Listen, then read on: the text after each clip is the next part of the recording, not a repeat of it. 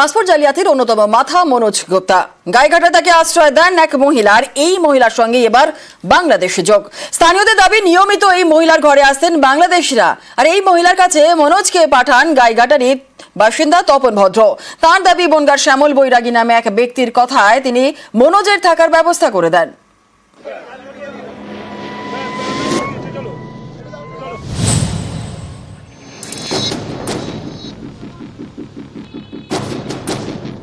গাইঘাটার চাঁদপাড়ার ঢাকুরিয়া এই বাড়িতেই আশ্রয় নেয় পাসপোর্ট জালিয়াতির অন্যতম মাথা মনোজ গুপ্তা।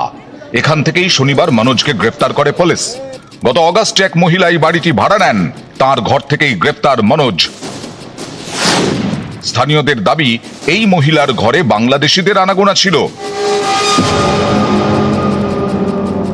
আশেপাশের লোক দু একজন বলছিল উনি ওখানে বাংলাদেশের লোকের সঙ্গে যাওয়া আসা করে, বাংলাদেশের লোক আসে ওনার কাছে। বাংলাদেশের লোক আসতো?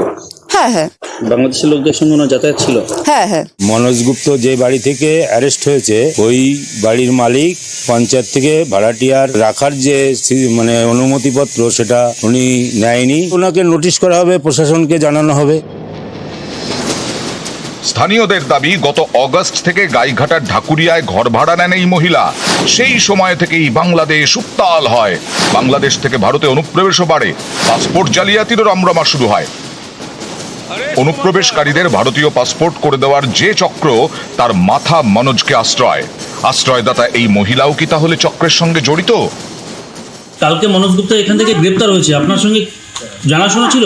না স্যার, আমি চিনি না, জানি। এ বাড়িতেই তো থাকতো আপনার সঙ্গে বলছে? না স্যার, উনি প্রতিদিনকে রাত্রে এসেছে, আমার এক রিলেটিভ আছে, উনি বলল দুটো দিন এখানে থাকবে, পারিবারিক একটু সমস্যা হয়েছে, দুদিন পরে চলে রাখ। ভাড়া বাড়িতে একা থাকেন, তা সত্ত্বেও নিজের ঘরে একজন অচেনা ব্যক্তিকে থাকতে দিয়ে দিলেন। কেউ একজন বললেন বলেই চেনা নেই জানা নেই এমন একজনকে নিজের ঘরে কেন থাকতে দিলেন মহিলা? কালকে মনোজ গুপ্তা এখান থেকে গ্রেপ্তার হয়েছে, আপনার সঙ্গে জানাশোনা ছিল? না স্যার, আমি চিনি না, জানি। এ বাড়িতেই তো থাকতো আপনার সঙ্গে বলছে? না স্যার, উনি প্রতিদিনকে রাত্রে এসেছে, আমার এক রিলেটিভ আছে, উনি বলল দুটো দিন এখানে থাকবে, পারিবারিক একটু সমস্যা হয়েছে, দুদিন পরে চলে রাখ। এই তপন ভদ্রও গাইঘাটার বাসিন্দা। তার দাবি তিনিও নাকি মনোজ গুপ্তাকে চেনেন না।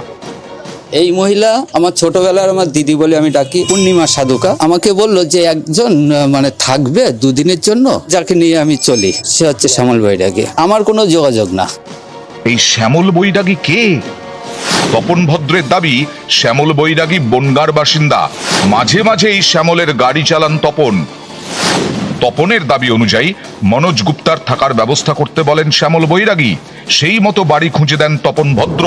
মহিলার ভাড়া বাড়িতে ওঠে পাসপোর্ট জালিয়াতির মাথা মনোজ গুপ্তা। অনিরুদ্ধ কীর্তনিয়া, নিউজ 18 বাংলা।